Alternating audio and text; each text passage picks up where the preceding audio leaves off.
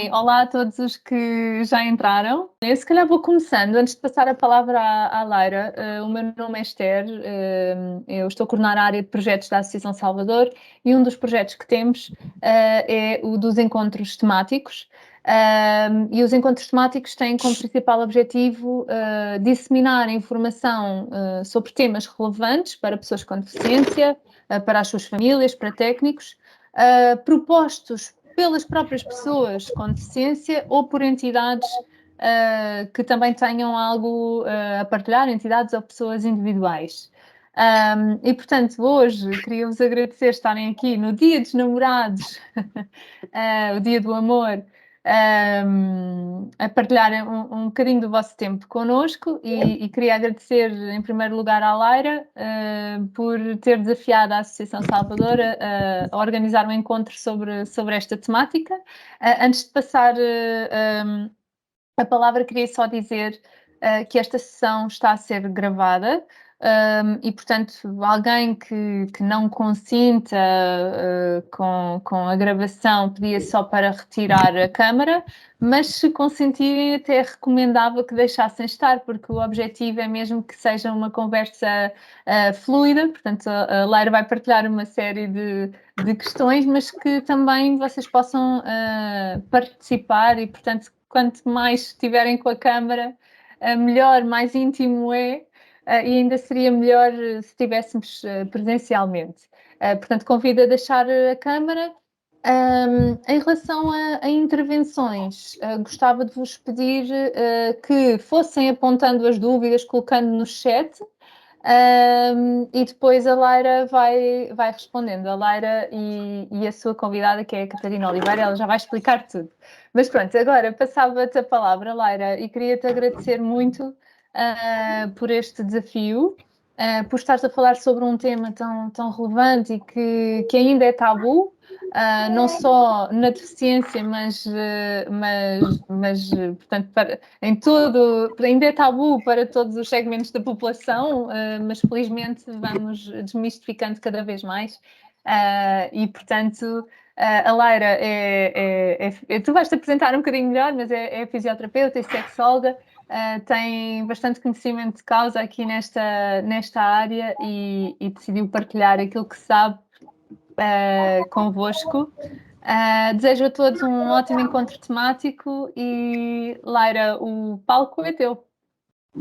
Boa noite, eu agradeço terem aceito o desafio, a Associação Salvador.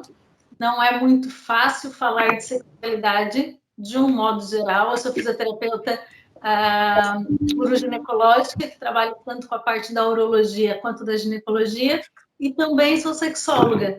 E já tenho mais de 15 anos de profissão, e ao longo desses 15 anos venho tentando desmistificar a saúde íntima e a sexualidade, porque a sexualidade faz parte da nossa saúde. A Organização Mundial de Saúde considera a saúde não apenas a ausência de doença, mas sim o bem-estar físico, emocional e sexual. Então, a nossa sexualidade...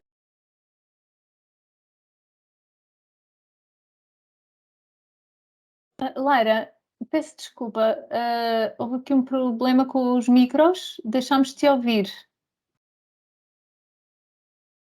Podes ligar o micro?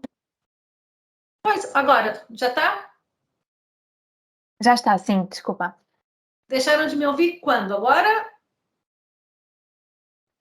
Ouvimos até da Organização Mundial de Saúde, que considera, sim. Considera que a saúde ela não é apenas a ausência de doença, mas o bem-estar físico, emocional e também sexual. E eu sei que é muito difícil falar de sexualidade com outros profissionais da área da saúde. É difícil falar de sexualidade de um modo geral, não é um tema onde as pessoas se sintam muito à vontade. E os utentes, todos os utentes, não só os portadores de alguma deficiência, não encontram sempre no profissional de saúde, seja o médico de saúde, seja o seu ginecologista, o seu urologista, um fisiatra, não encontram uma liberdade e uma abertura para falar sobre a sexualidade. E eu venho tentando, ao longo desses 15 anos, desmistificar isso. A primeira coisa muito importante quando nós falamos da sexualidade é que falar de sexualidade não é falar de sexo. A sexualidade vai muito além do sexo em si. Então, a sexualidade faz parte dos sistemas do nosso corpo. Nós temos sexualidade, nós podemos ter uma vida sexual ativa ou não. Uma vida sexual ativa pode ser sozinho, pode ser com parceiro, pode ser com vários parceiros, mas nós sempre vamos ter a sexualidade, independente de estarmos escolhendo ter uma vida sexual. Por isso é que é bastante importante nós falarmos sobre a nossa sexualidade e darmos a opção de quem quer viver a sua vida sexual, que possa viver com mais satisfação. Eu acredito que o conhecimento, ele é uma base muito grande na nossa vida. Quanto mais eu conheço sobre um assunto, mais eu posso desfrutar. Quando eu mais conheço sobre vinho, mais eu consigo degustar o vinho. Quanto mais eu conheço sobre gastronomia, mais opção e mais conhecimento eu tenho para curar um bom restaurante, fazer um bom prato. E quanto mais eu conheço sobre sexualidade, mais condições eu tenho de ter uma vida sexual mais saudável e com mais prazer. Então, eu fiz uma palestra que chama Sexo Bom Eu Gosto. Não foi fácil no começo, porque não é fácil uma mulher falar que gosta de sexo. Nós ainda temos um tabu muito grande em as mulheres falarem que gostam de sexo, porque ainda é feio. Nós vivemos, quando eu falo nós, é Brasil e Portugal. Devem ter percebido que eu sou brasileira, embora viva em Portugal desde 2006. Nós temos uma cultura muito católica, e o catolicismo acha que a sexualidade ela não é para o prazer, ela é para a reprodução. Então, nós acabamos tendo uma grande dificuldade em falar de sexo e prazer. Geralmente, o sexo ele é falado só para reprodução. Mas, se não for para reprodução, o sexo serve para o prazer. E não há problema nenhum em nós falarmos que gostamos de sexo. E o que eu tenho visto também ao longo da minha vida profissional é que as pessoas com deficiência, né, quando elas falam que gostam de sexo, que elas querem sexo, que elas praticam sexo, é como se, você também. Sim, as pessoas com deficiência têm todo o direito de viver uma vida sexual prazerosa e satisfatória. Uma das coisas muito importantes para nós entendermos a nossa sexualidade é entender da anatomia. Então, nós sempre começar falando da vulva, porque há uma grande confusão no nosso corpo, o que é a vulva. Eu tenho aqui, deixa eu conseguir mostrar para vocês, vários modelos anatômicos que eu vou mostrando ao longo das minhas palestras, para que vocês consigam entender melhor aquilo que eu falo. Então, isso aqui é a vulva. A vulva é a parte externa do corpo feminino, ela não é a parte interna. E a vulva, ela vai ser constituída dos pequenos lábios, dos grandes lábios. Aqui nós temos a glande do clitóris. Muitas mulheres, elas ficam incomodadas porque os pequenos lábios são maiores do que os grandes lábios. E essa denominação, ela foi meio esquisita, porque na maioria das vezes nós vamos ter os pequenos lábios maiores do que os grandes lábios. Então, se vocês têm os pequenos lábios grandes, não se preocupem. A maior parte das mulheres tem. Hoje está em exposição uma exposição do sexo da Martha Crawford no Palácio Anjos, em Algés. A exposição está muito boa. Eu acho que a maior parte dela é acessível. E tem lá uma escultura de um inglês, que eu já lembro o nome dele, e a escultura chama Wall of Vagina. Então, esse inglês fez um molde de mais de 500 vulvas diferentes para mostrar que cada mulher tem uma vulva. Então, ele fez de mulheres de 18 a 70 anos, mãe e filha, transexuais, mulheres grávidas, no pós-parto. Então, a nossa vulva é igual aos olhos, é igual à orelha, é igual ao nariz, ela sempre vai ser diferente uma da outra. Nunca vai existir uma normalidade na nossa vulva. Depois nós temos o clitóris. O clitóris, ele vai ser o órgão sexual da mulher, o órgão sexual feminino, e aqui eu vou fazer um parênteses e até uma desculpa. É bastante complicado falar de anatomia íntima.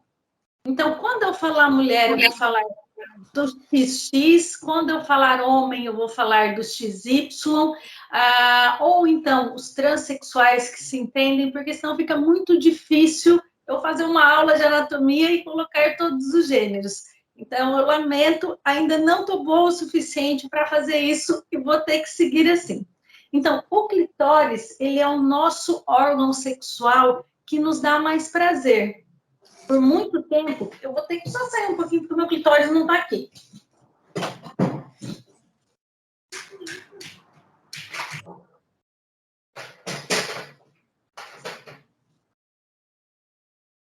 Então, isso aqui é um clitóris no tamanho real.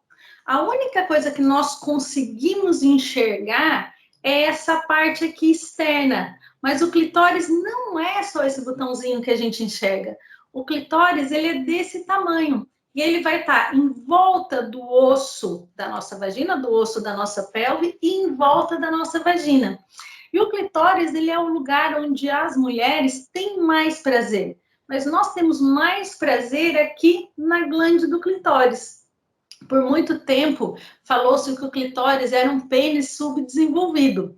Isso não é verdade. O clitóris ele é menor do que o pênis. Nós vamos ter a mesma estrutura embriológica no pênis e no clitóris, mas há algumas diferenças.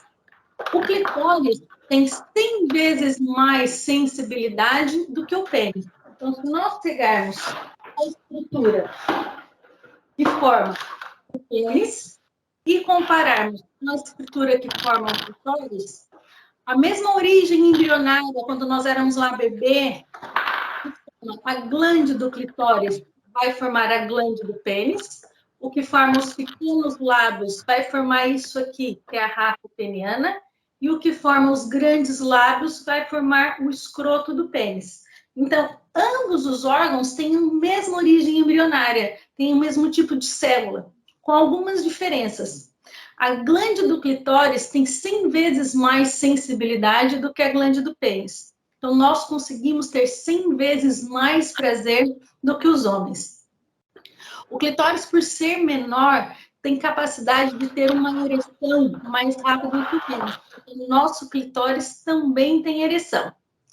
E a terceira diferença é que o clitóris é um órgão que só serve para o prazer. O pênis serve tanto para o prazer do homem quanto para a micção. Então, eu não acho que nós mulheres sejamos subdesenvolvidas. Talvez essa teoria esteja um pouco errada. Depois nós vamos ter exatamente a vagina. Muitas vezes o que as pessoas querem dizer quando falam da vagina, elas estão se referindo à vulva, que é a parte de fora. A vagina é esse canal que nós temos, que vai ligar a vulva até aqui o útero. A vagina, ela não é um buraco negro. Muitas vezes as pessoas têm medo da vagina. Por exemplo, se eu estiver tendo uma relação sexual e o preservativo ficar na vagina, o que acontece? Não tem problema nenhum. Ninguém precisa ir para a urgência porque o preservativo ficou no canal vaginal. Vocês podem simplesmente esperar no dia seguinte, caso seja noite, e ir ao hospital, porque tudo que ficar dentro do canal vaginal não sai de lá. Nós temos uma diferença que, assim, a nossa vagina, a vagina da mulher, ela não tem tanta sensibilidade. A nossa sensibilidade, ela é muito mais na vulva. E aí entra aquela questão do sexo, e aí falando mesmo do sexo, ser muito voltado para a penetração não é a única maneira que nós temos de ter prazer, nem o homem, nem a mulher. E para a mulher, a penetração é um ponto, porque assim, lá dentro não tem tanta sensibilidade quanto nós vamos ter do lado de fora. Uma das coisas que a gente tenta desmistificar e tentar abrir a mente das pessoas é que o sexo, ele não é só penetração. Existem muitas coisas que nós podemos fazer para ter prazer. A penetração é apenas uma das coisas que nós podemos fazer. Vamos ter o períneo. E o que é o períneo? O períneo são os músculos que nós temos aqui na base da pelve. Esses músculos... Só falar, Quem tem o microfone aberto que está fazendo um login? Conseguir desligar? Já tirei. Era o David. Ok. Então, aqui são os músculos do pavimento pélvico. Esses músculos são responsáveis na mulher por fechar a uretra, por fechar a vagina, por fechar o ânus e por fazer a sustentação dos órgãos pélvicos e também do clitóris. Por isso que eles são muito importantes na nossa sexualidade. Os homens também têm pavimento pélvico, eles vão ter os mesmos músculos que nós mulheres temos, que vão fazer o quê? A sustentação do pênis, vão fechar o ânus, e os homens não têm tanto problema com a sustentação dos órgãos pélvicos, porque eles não têm um canal vaginal. O canal vaginal é que deixa as mulheres com uma certa fragilidade no pavimento pélvico. Depois, ainda falando da anatomia, muito se fala do ponto G. Se o ponto G existe, se o ponto G não existe, onde é que fica o ponto G? Geralmente eu costumo responder que procurem o ponto G, mas procurem o ponto K, Y, W. O nosso corpo é cheio de sensações. O nosso corpo é cheio de sensibilidade. Então, não há como não encontrar no nosso corpo o que nos dá prazer. O que nós precisamos é investigar, é tocar, é entender o tipo de toque, se é um toque mais forte, se é um toque mais sutil, eventualmente utilizar alguns adereços, né? Hoje os sex toys estão aí, temos uma infinidade de instrumentos, podemos utilizar o vibrador no corpo todo e entender qual é a sensação que vai nos dar prazer. Então, o ponto G é um ponto que ele é descrito estando aqui dentro do canal vaginal. Se vocês fizerem uma pressão para frente, aqui no osso, que é o osso púbico, em algum lugar aqui, pode ser que vocês encontrem uma zona mais prazerosa para a mulher. Mas não fiquem restritos em procurar apenas essa zona. Procurem o corpo inteiro. Talvez o prazer esteja atrás da orelha, talvez o prazer esteja no pescoço, talvez o prazer esteja na cabeça, no cabelo, nos olhos. O nosso corpo é capaz de nos dar muito prazer. Uma coisa muito importante quando nós falamos dos pontos de prazer é entender que o nosso prazer está no nosso corpo, mas quem sente o nosso corpo é a nossa cabeça. Portanto, nós não vamos entender o nosso prazer se a gente não estiver focado. Eu não consigo experimentar um gelado se eu não prestar atenção no sabor do gelado. Eu não consigo desfrutar um vinho e perceber todos os sabores que esse vinho vai me dar se eu não estiver prestando atenção nesse vinho. Não é possível na nossa sexualidade nós percebermos o que o nosso corpo gosta, qual é o toque que o nosso corpo gosta, se a nossa cabeça não estiver focada nisso. Também dizem que os homens têm ponto G. E o ponto G do homem é descrito na próstata. Então, se nós pegarmos aqui, nós temos a figura do homem, a bexiga com a uretra, o reto e o ânus, e aqui na base da bexiga tem a próstata. Então, muitas pessoas dizem que o ponto G, que é uma parte do corpo do homem que é extremamente prazerosa, é a próstata. E tem duas maneiras de estimular a próstata do homem que sente o prazer ali.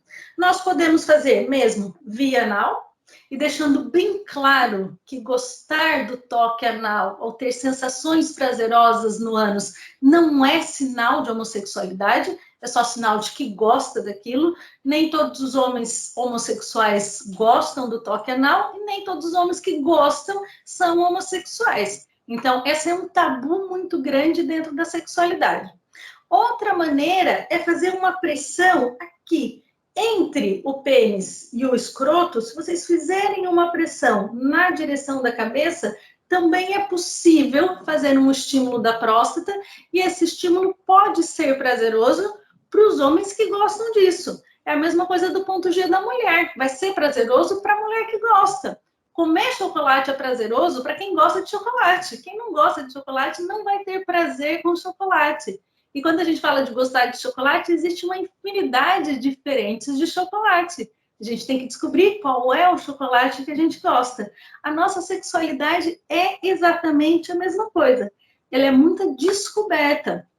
Uma outra parte do nosso corpo que pode ser muito prazerosa são os mamilos, tanto para as mulheres quanto para os homens. Então, nós temos, desde o topo da cabeça até o dedo do pé, um corpo inteiro para ser explorado e entender o que é que nos dá prazer. E às vezes uma experiência não é prazerosa, eu não gosto que mexa na minha orelha. Talvez quem mexeu na tua orelha não tenha mexido da maneira que você gosta, ou daquela vez não foi da maneira que você gosta. Quanto mais a gente experiencia, quanto mais a gente tenta, quanto mais a gente sente, mais nós somos capazes de dizer o que nós gostamos ou não. Depois nós temos a resposta sexual. Como é que o nosso corpo responde aos estímulos?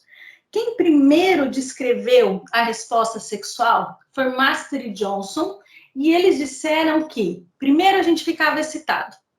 Depois nós tínhamos um período de, depois nós tínhamos o orgasmo, um período de resolução. Isso foi no começo da década de 70. Kaplan se juntou a Master e Johnson e disse que ele estava errado, que primeiro tinha que ter o desejo. Eu mostrei errado. Primeiro é esse. Esse é Master e Johnson. Dizia que tinha que ter o orgasmo, o platô e a resolução. Depois, Kaplan se juntou a Master e Johnson e disse que ele estava errado. Primeiro nós temos o desejo, depois nós temos a excitação, depois o orgasmo e, por fim, a resolução.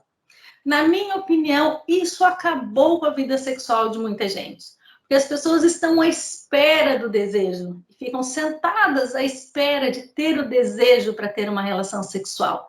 Só em 2001 que Basso disse que não, a resposta sexual ela não é cíclica, não é linear, ela é cíclica.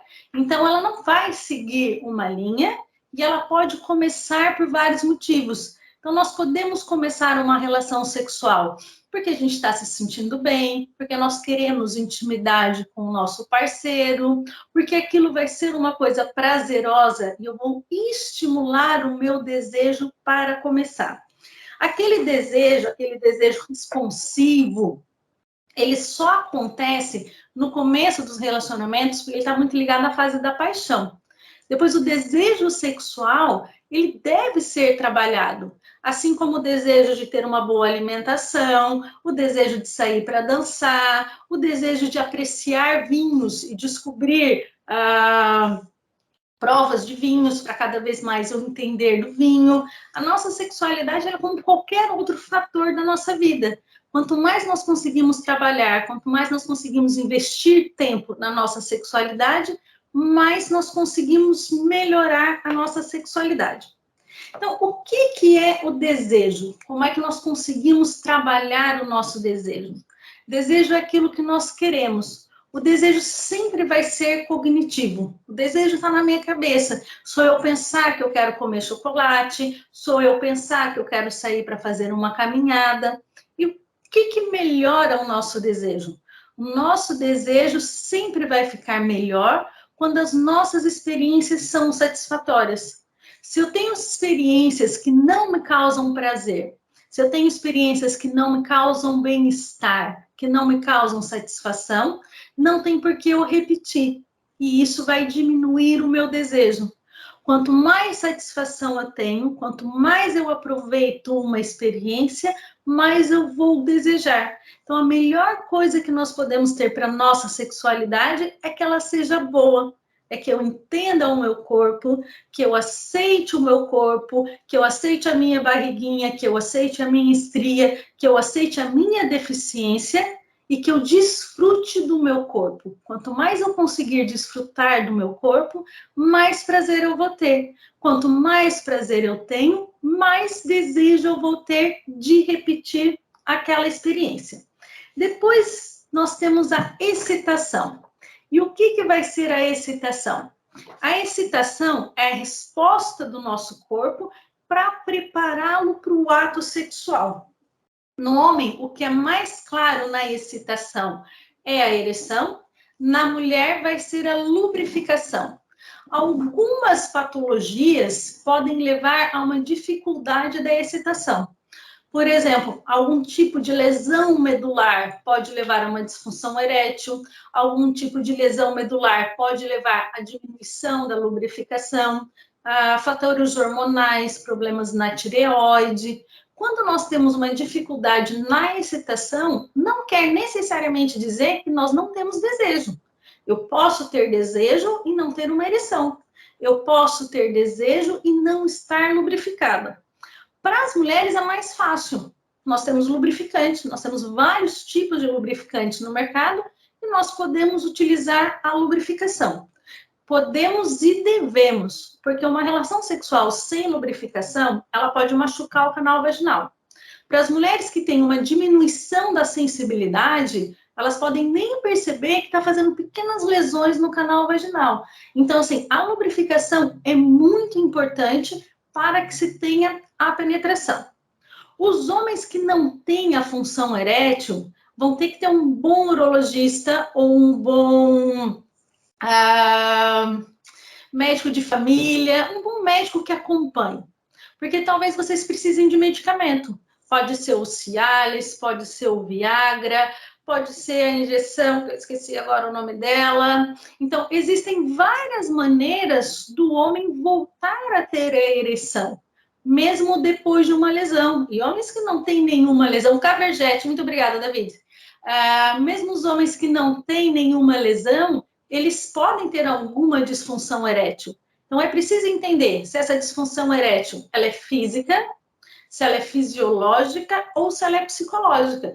Porque algumas vezes, se nós estamos inseguros, se nós achamos que não vai funcionar, se nós achamos que vai falhar, a nossa cabeça já começa a bloquear. E uma eventual ereção também pode não acontecer. Então, é preciso que tenha essa interação entre o profissional da saúde e a pessoa na sua sexualidade para que a gente consiga entender. E mesmo que não tenha ereção, é muito importante entender que a relação sexual ela não é restrita à penetração. E isso eu não estou falando da deficiência, eu estou falando das mulheres de um modo geral, dos homens de um modo geral. Algumas mulheres, por alguma lesão no canal vaginal, por alguma patologia, elas também não podem, por algum tempo, ter penetração e elas não precisam acabar com a vida sexual delas porque elas não podem ter penetração. Os homens que estão com alguma disfunção erétil não impede que eles deem prazer à mulher. Nós podemos utilizar várias coisas, de novo, os acessórios, os sex toys, tem vários modelos diferentes e o casal pode usar, ou vocês podem usar sozinhos, ou podem utilizar. Não, quando eu falo casal, eu não restrito a um relacionamento sério, porque somos todos adultos, então não é preciso estar casado para ter sexo. Então, a nossa sexualidade ela pode ser desfrutada de várias maneiras. Depois nós vamos ter o prazer. E essa é a chave de uma sexualidade saudável. Porque nós procuramos o sexo por duas coisas. Ou para a reprodução, ou para o prazer. Se vocês não estão interessados na reprodução, o sexo tem a função do prazer. Então, quanto mais nós conseguimos ter prazer, mais nós conseguimos ter uma sexualidade saudável e satisfatória. E o prazer, ele é descoberta. O prazer, ele vai mudando. A nossa alimentação vai mudando ao longo da nossa vida. Tem alimentos que a gente comia aos 10 anos que hoje a gente não gosta. Tem alimento que a gente comia aos 15, 16 que hoje a gente não gosta. Tem coisas que eu como hoje que eu jamais pensaria que eu iria comer e provavelmente daqui 20, 30 anos, que eu espero estar viva até lá, eu vou talvez mudar o meu hábito alimentar. Então, a nossa sexualidade, ela vai mudar, ela vai amadurecer ao longo da nossa vida. E talvez toques, sensações, posições que vocês nunca pensavam que iriam fazer, vocês podem experimentar e pensar, até que isso é bom. Então, a nossa sexualidade, ela é construída ao longo da vida, isso independe de ter uma disfunção, independe de ter uma lesão, independe de ter uma deficiência. Quanto mais nós vamos desfrutando a nossa sexualidade, mais nós temos prazer de descobrir aquilo que a gente gosta. Depois, o ápice da relação sexual é o orgasmo. O orgasmo não é uma obrigação. Uma relação sexual que não tem orgasmo não quer dizer que tenha sido má. Porque se eu tive prazer, se eu desfrutei, se aquele momento foi bom, não ter tido orgasmo, tá tudo bem. Nem sempre a relação sexual termina no orgasmo. Mas algumas vezes existem técnicas, existem descobertas, tá mais focado na respiração, tá mais presente no que vocês estão sentindo, ajuda muito a ter o orgasmo. Quando nós falamos de alguém que sempre teve uma deficiência, a sexualidade dessa pessoa não foi mudando ao longo do tempo, né? Foi mudando como todo mundo, mas não teve uma mudança drástica. Quando nós falamos de alguém que teve uma lesão, que teve um acidente, que teve uma disfunção ao longo da vida, principalmente na vida adulta, quando já vivia a sua sexualidade, essa pessoa vai ter que redescobrir várias coisas, vai ter que redescobrir talvez a sua profissão, redescobrir a sua locomoção, redescobrir a sua fala e vai ter que redescobrir a sua sexualidade. Ter a memória do que eu sentia é muito bom, principalmente para o orgasmo. Você recuperar a memória do seu orgasmo e tentar chegar lá. Mas ter a memória é bom desde que você consiga viver o presente. Se vocês ficarem focados no que vocês eram antes e não no corpo que vocês estão agora, provavelmente vocês não vão conseguir ter tanta capacidade de desfrutar a sexualidade. Então, é muito importante foco.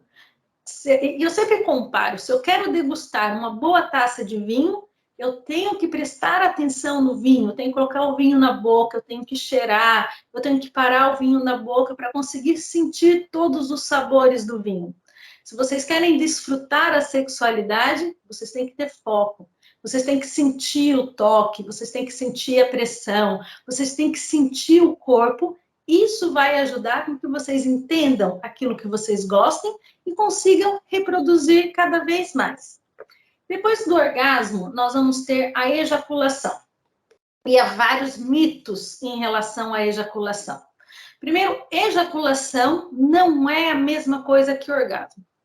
É possível ter orgasmo sem ter ejaculação, assim como é possível ter ejaculação sem ter orgasmo.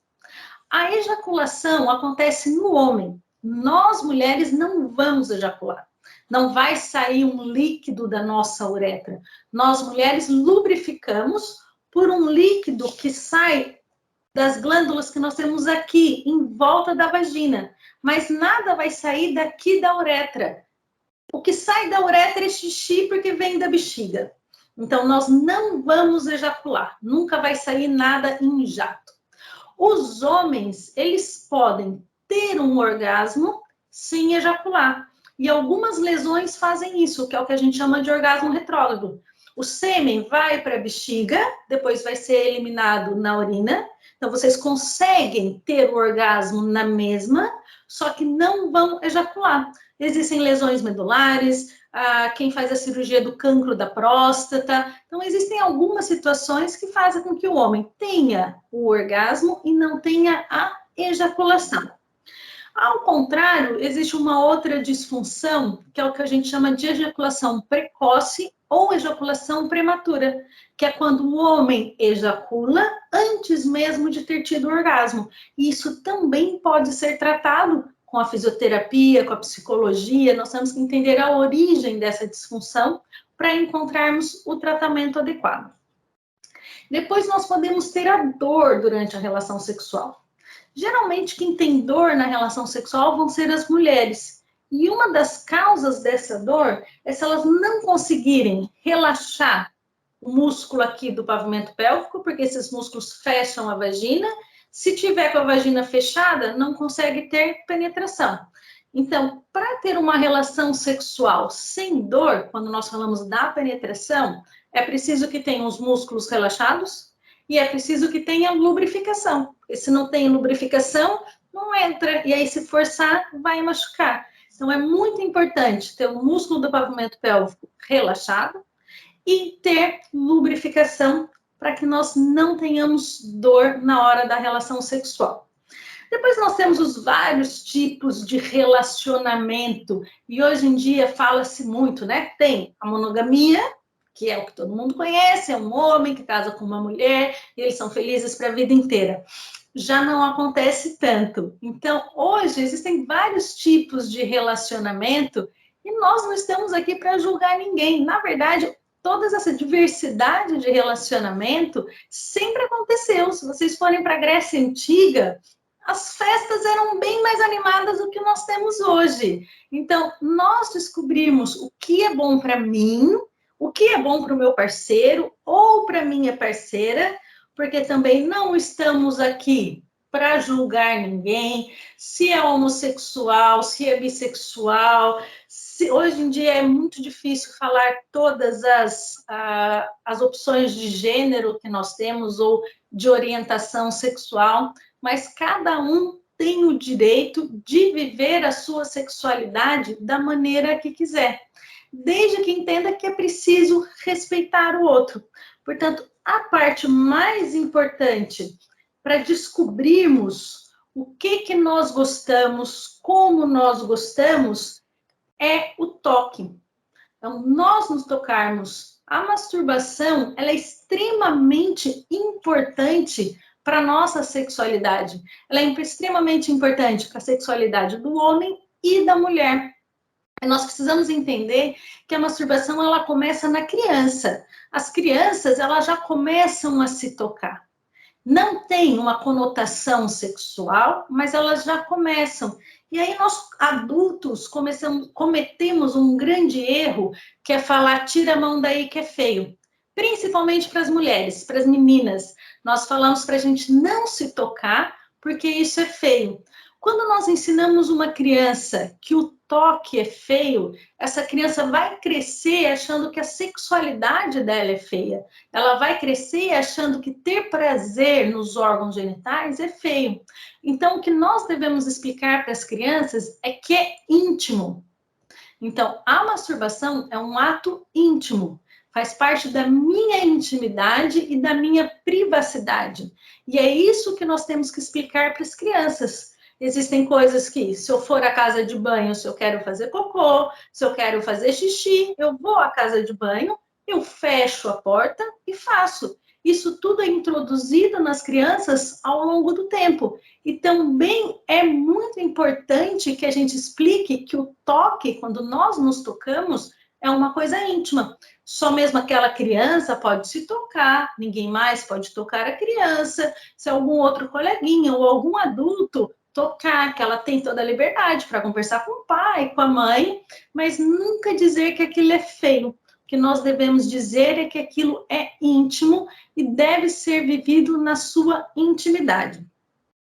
Algumas coisas que são íntimas e devem ser vividas na nossa intimidade, quando nós falamos da sexualidade da pessoa com deficiência, ela pode ser um pouquinho mais complexa. Porque, às vezes, antes de ter a relação sexual, vocês vão precisar passar algalha, talvez vão demorar um pouco mais tempo na casa de banho. Isso tudo pode ser conversado com o parceiro. Quando vocês conseguem explicar para o parceiro quais são as necessidades que vocês têm, o que é preciso para que essa relação sexual aconteça, o parceiro ou a parceira de vocês vai estar mais à vontade e muito mais seguro para ter essa relação sexual. Quem tem espasmos, quem tem alguns atos reflexos, tudo isso pode ser explicado para o parceiro antes. Eu falo nas minhas lives, eu já tive um parceiro paraplégico e para mim foi muito importante ele explicar, porque por incrível que pareça, na hora que a gente está do lado de cá da parceira, eu me sentia completamente perdida. Para mim foi muito importante ele me explicar tudo o que ia acontecer para eu me sentir à vontade e começar uma vida sexual com ele. E eu não tenho razão de queixas, então sempre conversamos, a conversa é muito importante na sexualidade. Então, ele explicava o que acontecia, ele me explicava como acontecia, a mudança de posição, sair da cadeira, ajuda com a perna, tudo isso era conversado e a gente fazia e nunca houve nenhum problema. Então, às vezes, a pessoa com deficiência está tão focada na deficiência dela que não consegue explicar para o outro, para o parceiro, para outra, para a parceira, o que está acontecendo. E às vezes nós estamos aqui desse lado também um pouco inseguros. Então, essa troca é muito importante na nossa sexualidade. Porque, no fim das contas, o que é realmente importante na sexualidade é o respeito. É você respeitar a você mesmo em primeiro lugar. Quanto mais eu me respeito, mais eu consigo viver a minha sexualidade, porque eu consigo entender quais são os meus limites. E quanto mais respeito o outro, mais eu consigo aceitar a sexualidade do outro, mais eu consigo desfrutar o outro, porque eu também consigo entender o que o outro gosta e quais são os limites do outro. Muito obrigada. Era essa pequena partilha que eu queria fazer. Eu vou ler os comentários. Enquanto eu vou lendo os comentários, eu queria que a Catarina falasse um pouco da experiência dela, da sexualidade, como é que ela conseguiu se redescobrir na sexualidade. E agradeço muito essa partilha com vocês. Olá, olá. Peço desde já desculpa pela minha voz, mas estou um pouco constipada e vou tentar dar aqui o meu testemunho, como a Laira me pediu. Já tive a oportunidade de fazer algumas lives com a Laira e também aprender muito de uma parte mais técnica, não é? Eu acho que nós temos a nossa experiência pessoal, que é sempre muito individual e muito diferente, e depois também acho que é sempre bom se partilharem a vossa, não é? Dentro das vossas dúvidas. Agora estão a ligar. Ou seja, a minha experiência, como eu disse, é muito particular. Eu tenho uma lesão medular completa, só para enquadrar-vos, não é? Vocês perceberem um bocadinho mais. Não tenho movimento nem sensibilidade, mais ou menos do umbigo para baixo. E, portanto, a verdade, ou seja, eu tive uma lesão aos 27 anos, portanto, eu já tinha uma vida sexual ativa. Na altura, tinha uma relação. E acho que um dos grandes erros no meu processo de reabilitação, que eu já tive a oportunidade de falar com os profissionais em questão, foi efetivamente o facto de a temática da sexualidade não ter sido abordada. E o que a Laira disse no início é extremamente importante. A sexualidade faz parte da nossa vida. Ter saúde não é só ter saúde nas análises, não é? Digamos assim, é ter saúde como um todo, e a sexualidade faz parte da nossa vida, independentemente de nós estarmos a passar por um processo mais ou menos complicado. É um tema que tem que ser sempre abordado com a pessoa, e depois a pessoa terá a sua liberdade para decidir se quer abordar esse tema mais ou não. E no meu caso, na minha reabilitação, não foi um tema abordado, foi algo que eu, como eu costumo dizer, fui descobrir depois, quando voltei a ter uma relação sexual com o meu namorado, na altura, não é? Que já era o meu namorado de antes, e foi uma descoberta nestes últimos 7 anos. Se eu olhar para trás para a minha sexualidade, quando comecei, quando tive uma lesão medular e para agora, ela própria já está muito, muito diferente, muito também por várias coisas que a Laira já disse aqui, porque também me permiti explorar o meu corpo, permiti-me perceber que tinha, enquanto pessoa sem deficiência, eu acho que isso é muito comum, não em toda a gente, mas em muita gente, tinham a sexualidade que era muito vivida, única e exclusivamente focada na penetração, e permiti-me também, um bocadinho por força das circunstâncias, não é? Porque efetivamente, ou seja, a minha sensibilidade na minha genitália, digamos assim, não é o que era antes, e portanto eu tive que me desfocar daí, ainda bem que o fiz, e portanto explorar outras partes do meu corpo que até ficaram hipersensíveis, partes que eu sinto que ficaram hipersensíveis, cada vez mais perceber o que é que eu gosto, o que é que eu gosto de fazer e o que é que eu gosto de receber, e ter a vontade de explicar ao meu parceiro, como a Laira disse também, seja ele um parceiro de vida, seja ele um parceiro de uma noite, porque as pessoas com deficiência também podem ter relações casuais, explicar-lhe o que é que eu gosto, o que é que eu não gosto, e também ir-me conhecendo, não é? E de facto, se eu antes tinha, e eu sou uma pessoa das ciências, digamos assim, mas se eu antes tinha um bocado de dúvidas que efetivamente o prazer e o orgasmo são coisas muito cerebrais também e muito visuais, muito sensoriais. Eu estava muito focada ao orgasmo puramente físico, digamos assim, e hoje em dia tenho a certeza absoluta que isso acontece porque vivo diariamente. E, portanto, eu acho que, obviamente, que a minha lesão é uma, a vossa lesão é outra, a minha deficiência é uma deficiência motora, que culminou numa paraplegia, e cada pessoa tem a sua vivência. A minha vivência melhorou muito a minha vida sexual, principalmente porque eu me deixei explorar o meu corpo, deixei que o explorassem e acho que cada vez mais sou mais sincera com o que eu gosto, com o que eu não gosto, com o que eu quero ou não quero fazer. E eu acho que isso é muito importante. E, só terminando, dizendo que falar é o mais importante, ou seja, nós estarmos confortáveis, que também é difícil, obviamente, mas estarmos confortáveis com o nosso corpo, com a nossa situação, e falarmos com o nosso parceiro, parceira ou parceiros sobre o que realmente nos satisfaz, quais são os nossos medos. Há aqui um assunto um bocado sensível, se calhar para alguns, mas eu gosto sempre de falar sobre ele porque não tenho efetivamente problema nenhum.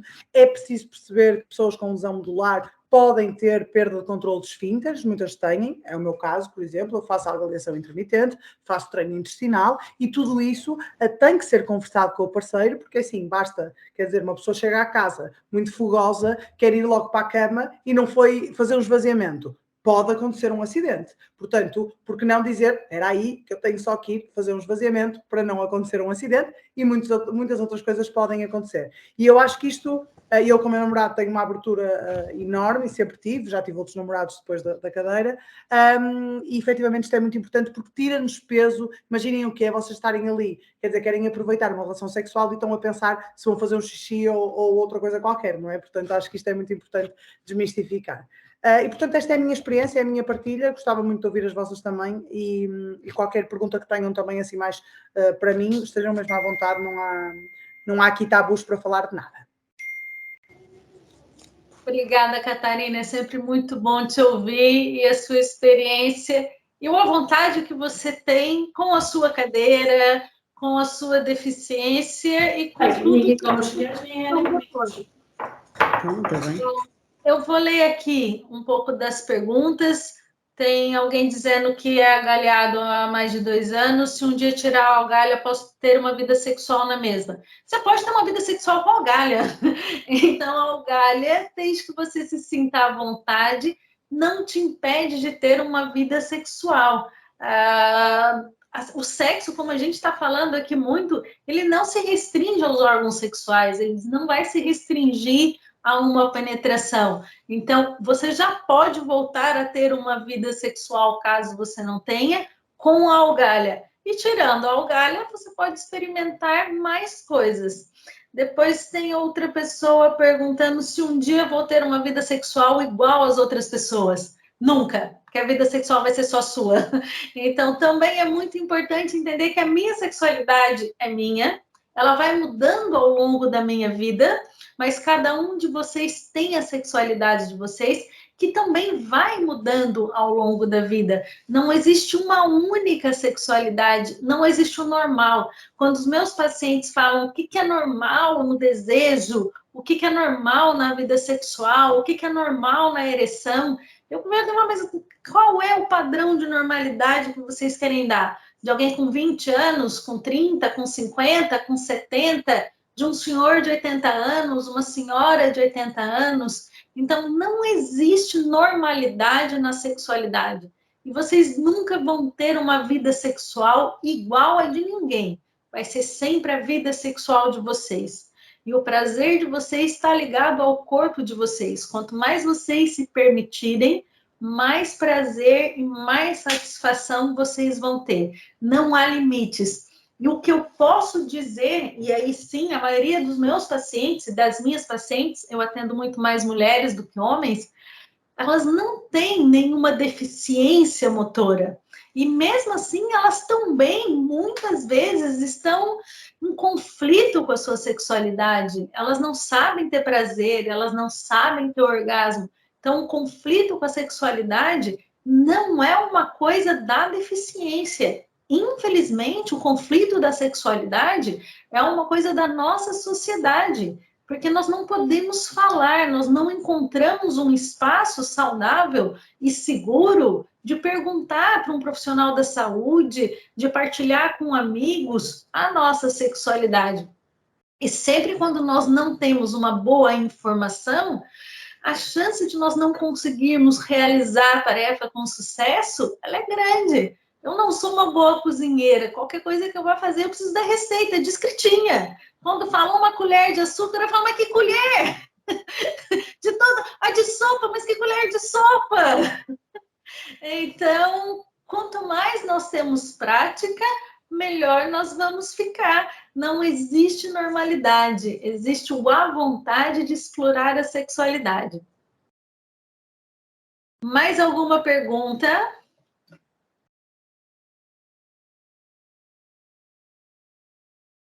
Esther?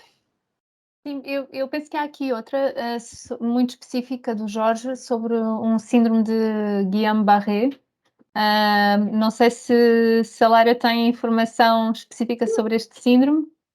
É o que eu disse, ele pergunta se ele vai ter uma vida sexual igual a das outras. Uhum. Não, vai ser sempre a sexualidade dele, independente da patologia, independente da lesão, ele vai ter que encontrar a sexualidade dele, porque se ele falar igual das outras, é igual de quem? Né? É igual do David, é igual da Daniela, é igual a minha. Então, a nossa sexualidade, ela sempre vai ser única. Nós é que temos que encontrar a nossa normalidade. E essa normalidade vai mudar. A minha vida sexual normal hoje, ela é muito diferente de quando eu tinha 20 anos. Ela é diferente dos meus 30. Então, a minha vida sexual foi muito diferente quando eu tive um parceiro com lesão medular. Não quer dizer que ela tenha sido ruim, muito pelo contrário, ela foi fantástica. Mas foi muito diferente. Não, também não deixou de ser normal, mas foi muito diferente e foi fantástica. Então, acho que a questão é nós estarmos abertos para explorar. E a comunicação, realmente a comunicação, ela é o fator mais importante para nós termos uma sexualidade saudável. É comunicar, dizer o que gosta, o que não gosta. Como a Catarina disse, quem tem alguma dificuldade em esfíncter, seja nas fezes, seja na urina, explicar para o parceiro que alguma coisa pode acontecer. Quem tem tremores, então, explicar, olha, de repente eu vou começar a tremer, mas está tudo bem. Porque também, se eu não sei, eu vou achar que a pessoa está tendo algum problema sério, eu vou ligar para as urgências.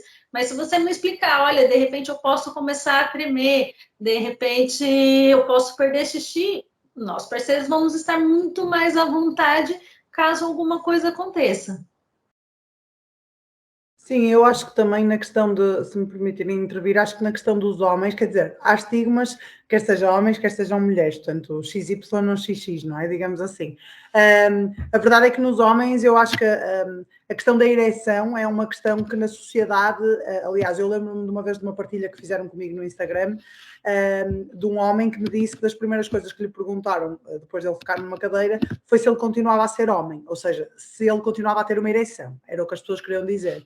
E isto é altamente estigmatizante, quer dizer, tu só és homem, ou só és pessoa, ou só és viril, ou só és whatever, se tiveres uma ereção da forma, digamos assim, padrão.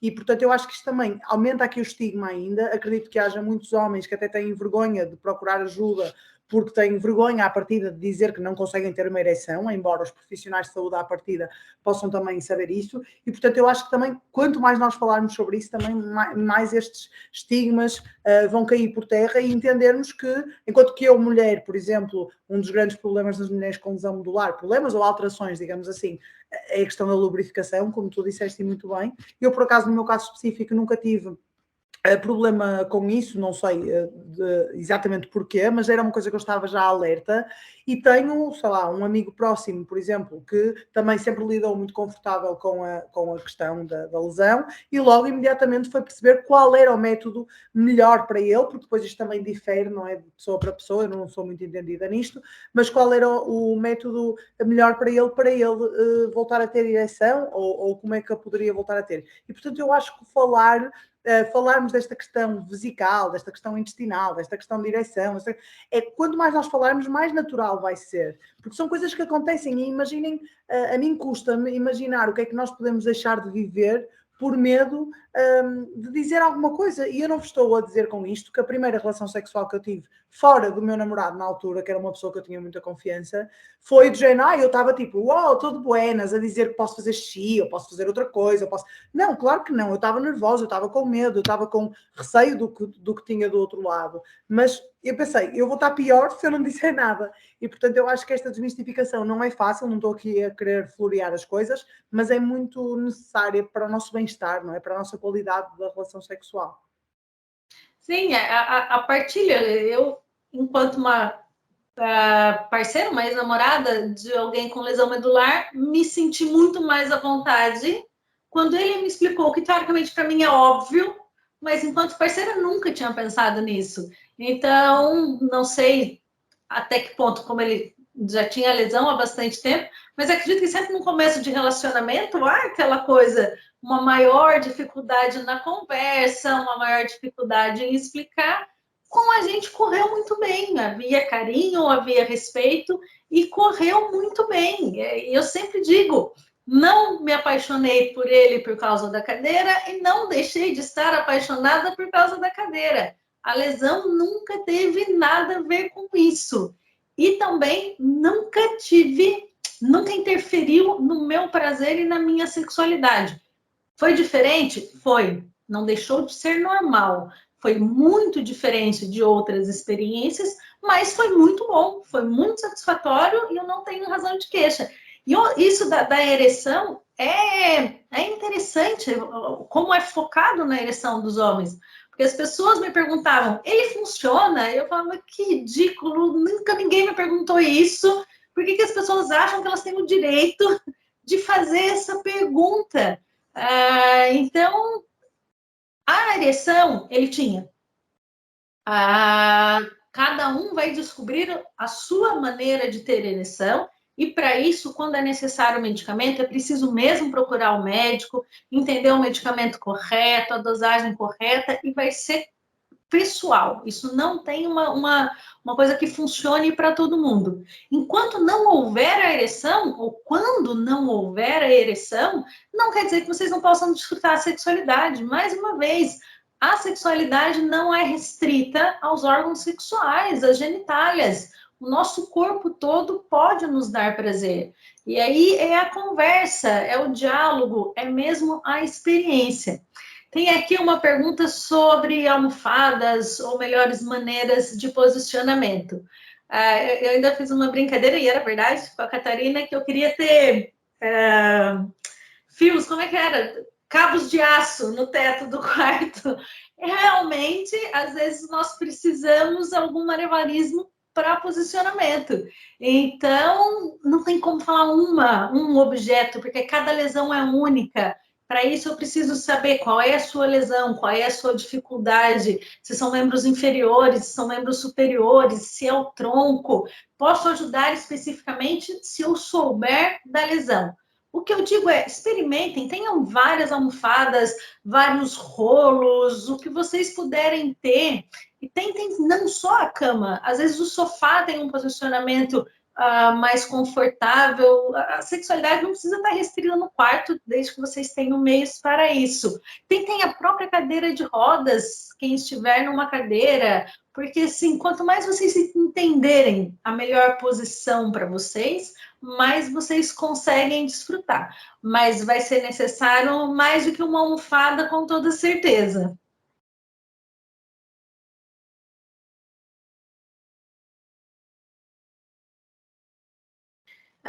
Mas se eu tirar o galho e fizer vasectomia, o nome correto do galho. Vasectomia é a cirurgia para não ter mais filhos. Então, se você tirar a algalha, eu não sei o que você queria dizer com fazer uma vasectomia, mas quem não tem algalha e fizer a algalha, quem não tem algalha contínua e tira, depois tem que fazer a algalhação intermitente. Se essa algalhação vai ser de 3 em 3 horas, de 2 em 2 horas, seu corpo vai ter que se acostumar e vai entender. E mesmo fazendo a algaliação intermitente, algum acidente pode acontecer.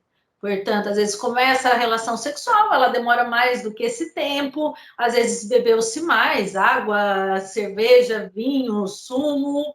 Às vezes é um dia que está mais frio, quando está mais frio, a nossa bexiga funciona mais. Então, eventualmente, há o risco de perder urina durante a relação sexual, quem não tem o controle do esfíncter.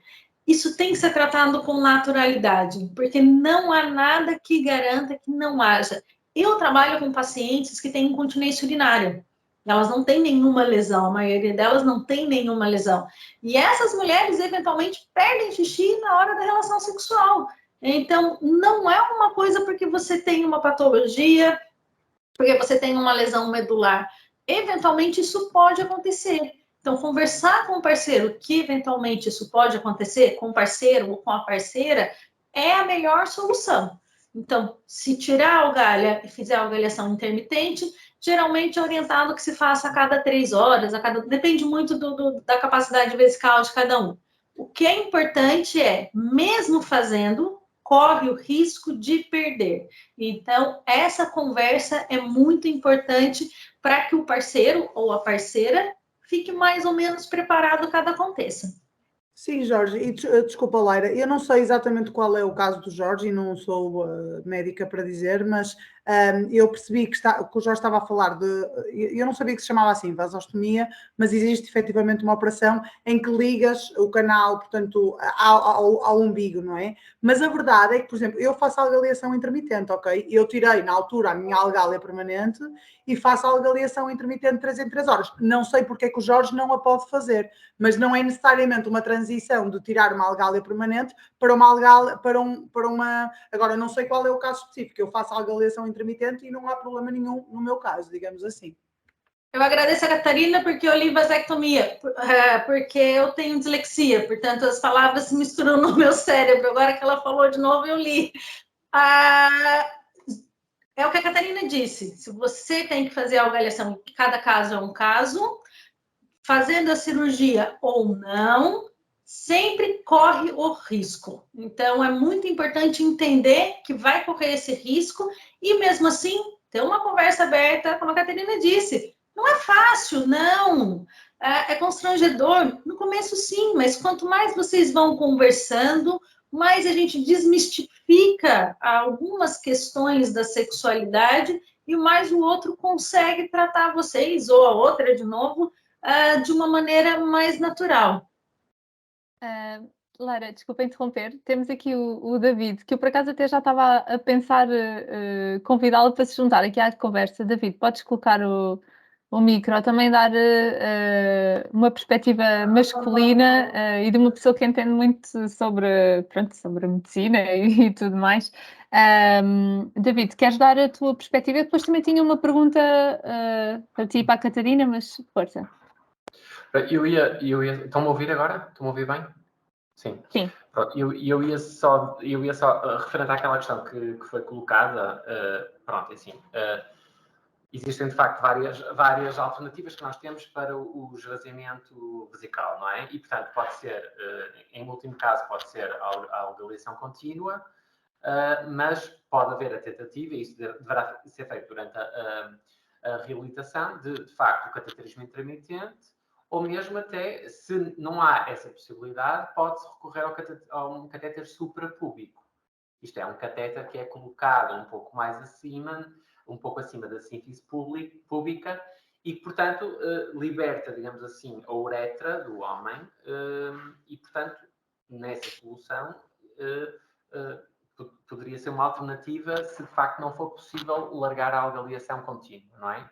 Portanto, podia ser uma alternativa, eventualmente, exatamente, uma cistostomia suprapúbica, pronto, é um catéter suprapúbico que é colocado, não é? Pronto, mas é sempre, digamos assim, a última solução e o ideal é mesmo tentar não ter uma algaliação contínua, pronto, mas obviamente que isso irá depender e aí é preciso fazer estudos urodinâmicos de modo a perceber qual é a capacidade da bexiga e o modo que ela reage, digamos assim, não é? Pronto, mas eu volto a vincar, digamos assim, o que a doutora Laira disse, assim, a penetração é apenas uma parte muito pequena e, portanto, se nós não temos eventualmente o nosso pênis, digamos assim, podemos utilizar os nossos dedos, por exemplo. Portanto, existem ou dildos ou whatever, não é? Portanto, quer dizer, acho que é muito redutor nós estarmos só a falar dessa questão, não é? Pronto, é esse o meu input. Obrigado. Boa, David, posso-te manter aqui no spotlight só por uns instantes? Estava-me a lembrar de uma pergunta que acho que podia fazer a vocês, mas a qualquer pessoa que aqui está que queira partilhar também a sua experiência. E Lara, desculpa estar a intrometer-me nesta sessão. Não, mas estava aqui a pensar, porque ainda há pouco o David estava a ler os teus comentários, estavas a falar que as tuas orelhas são os teus genitais, não é? Que no fundo, pronto, descobriste outros pontos sensíveis no teu corpo e isso é muito interessante. Estava aqui a pensar que o que é que vocês gostavam de ter sabido? E a Catarina também falou da questão de quando teve, portanto, quando teve inflamação, de que não teve muita informação sobre sexualidade, etc. O que é que vocês gostavam de ter sabido e que se calhar porventura até já sabem agora, que queiram partilhar, porque isto é, no fundo, é uma forma de estar a passar o conhecimento para outras pessoas que podem ainda não saber e convidava também os restantes a partilhar dicas, coisas que gostavam de ter sabido e que já sabem agora nesta área da sexualidade. Bem, eu posso dar a minha experiência também já foi no tempo que os animais falavam, não é? Eu fiz a minha reabilitação há 23 anos atrás, portanto já foi há algum tempo.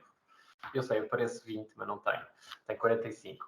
E, portanto, a questão, na altura, a minha reabilitação foi completamente nula relativamente à área da sexualidade e, de facto, isto é, se há 23 anos já era uma grave falha, espero que hoje as coisas tenham mudado. Sei que, pelo menos hoje, o hospital onde eu fiz a reabilitação, pelo menos tem psicólogos que lá trabalham. Espero que abordem essas áreas. De facto, eu fui descobrindo por mim próprio e depois também recorri a uma fisiatra que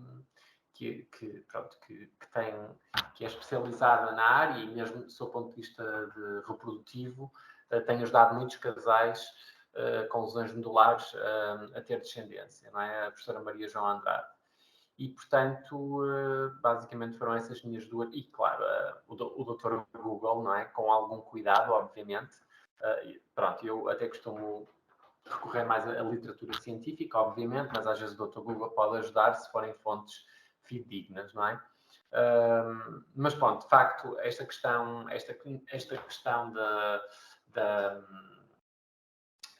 pronto, que de facto para os homens isso acaba por ser muito importante, a questão da ereção ou não, de que possibilidades é que existem do seu ponto de vista farmacológico ou mecânico que possam ajudar a isso, não é? Eu acho que isso é bastante útil. E a questão também, de facto, também que foi extensivamente abordado pela doutora Laira hoje, que é a questão de explorar outras alternativas e descobrir os nossos múltiplos pontos G que nós temos no nosso corpo e que nós, do seu ponto de vista de digamos assim, de sociedade muito uptight, muito, como é que eu ia dizer, muito quadrada, digamos assim, apenas consideramos só uma forma quando existem 1500. Portanto, temos que ter a abertura para explorar isso. E isso teria sido interessante ter um técnico como a doutora Laira, que nos pudesse, digamos assim, abrir os horizontes, não é? Sem dúvida. Então, deixa eu falar, é Laira. É só Laira. Laira. Ok, sim, ok. Desculpa. Sim. Então, da minha experiência, que não foi há tantos anos, não é? Foi há 7 anos, eu tive azar na minha reabilitação, no sentido de eu tive uma ótima reabilitação no Centro de Reabilitação do Norte, mas na altura a médica que estava mais responsável por essa parte da reabilitação sexual, e estava a ver aqui o César a comentar, eu acredito que ele tenha tido mais sorte que eu, que se calhar teve essa consulta com a doutora Maria, não é? Ela estava de licença maternidade e, portanto, não houve esse approach, digamos assim, embora hoje em dia eu sei que as coisas estão bastante diferentes e, aliás, foi uma questão de tempo para as coisas voltarem ao normal. Não que tenha que estar lá só uma profissional para se falar sobre essa questão, mas porque também, se calhar, na altura tinha uma relação estável, o meu namorado ia lá várias vezes, eu acho que tudo isso criou a falsa ideia de que eu estava esclarecida.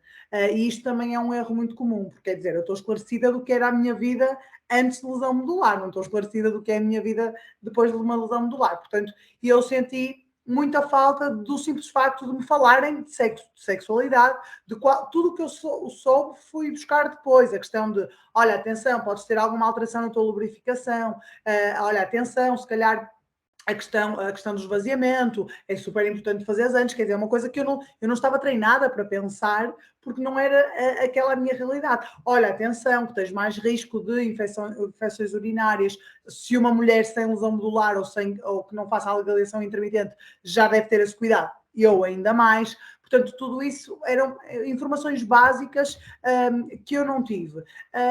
E depois também, ou seja, falar sobre, mas isto são coisas mais profundas e que eu gostava que se falasse não só na área da sexualidade, mas em todas as áreas, falar de todos os estigmas que eu ia encontrar, se calhar cá fora, na sociedade, não é? Nem que seja de uma forma mais ampla, não é? Ou mais holística, mas falar de que eventualmente poderia encontrar esta ou aquela barreira, que eventualmente existe o preconceito, existe a forma diferente como as pessoas olham para ti, e tu tens que trabalhar isso também em ti para estar seguro e para poderes encarar a tua sexualidade enquanto pessoa que não está, ou seja, eu agora não estou sozinha, eu estou sentada em cima de uma cadeira de rodas, e isso, embora para mim não tenha peso, tem para a sociedade à minha volta, e eu acho que é importante nós também abordarmos esta parte que muitas vezes é esquecida.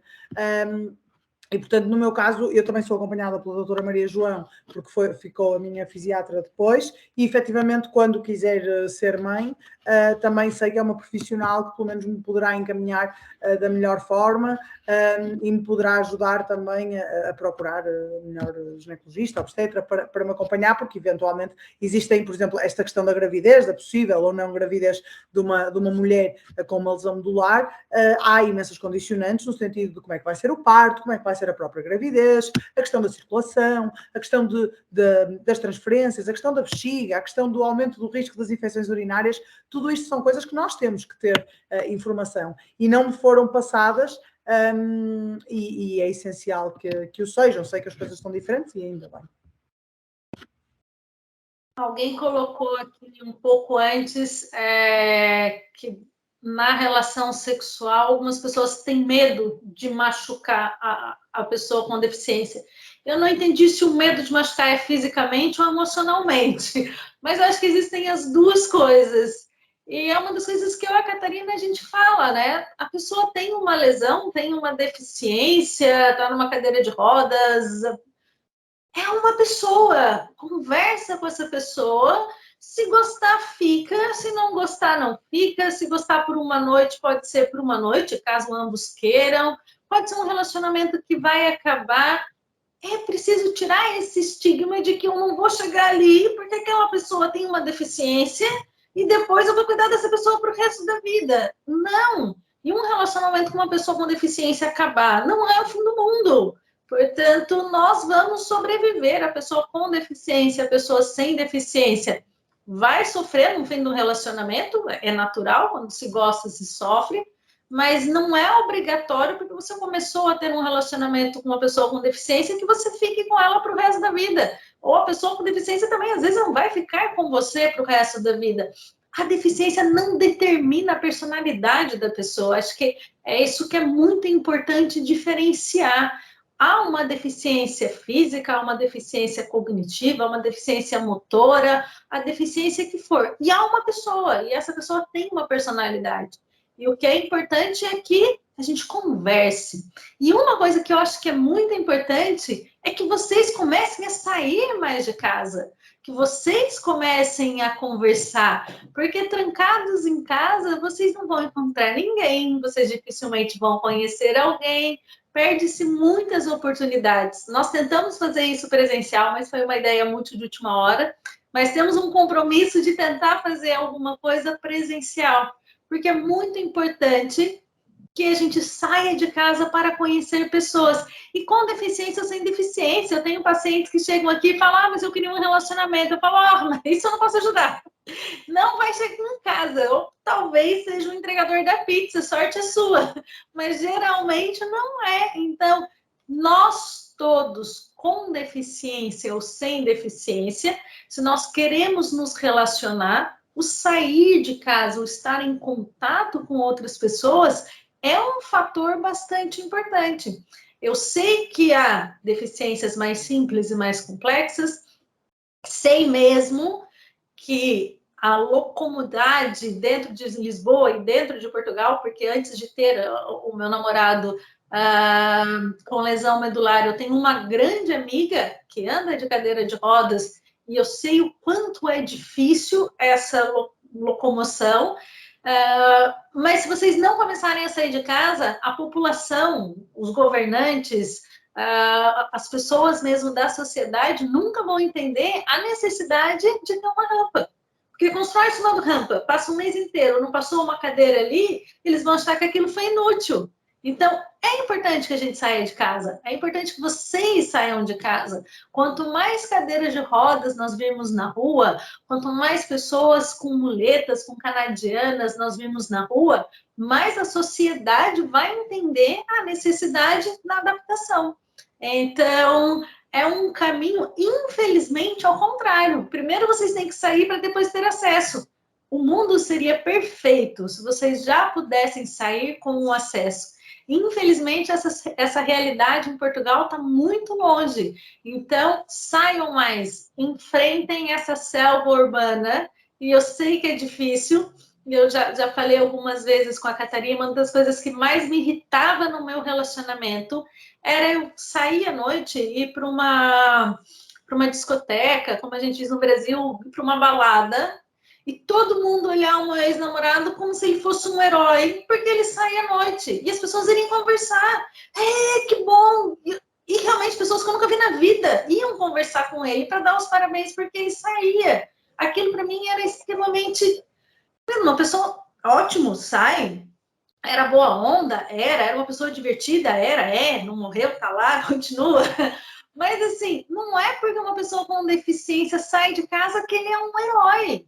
Ele é uma pessoa normal, como qualquer outra, que está saindo e está curtindo a noite. Quanto mais vocês fizerem isso, mais a sociedade vai ver isso como uma coisa normal, seja lá o que seja a normalidade. Mas vocês precisam sair de casa. Tentem, nem que seja ir na esquina e voltar. Quanto mais vocês praticam a vida social, mais a vida social vai estar preparada para receber vocês. Eu gostava só de adicionar aqui uma coisa, Laira, desculpa, porque acho que foi uma coisa que nós também falamos bastante nas nossas lives e acho que é uma coisa super importante. Eu não sei quem são as pessoas que estão aqui, não sei se já estão aqui pessoas com deficiência, se estão aqui cuidadores, se estão aqui famílias, e é muito importante nós pensarmos que nem todas as pessoas com deficiência conseguem ser independentes para sair de casa, independentemente das barreiras externas.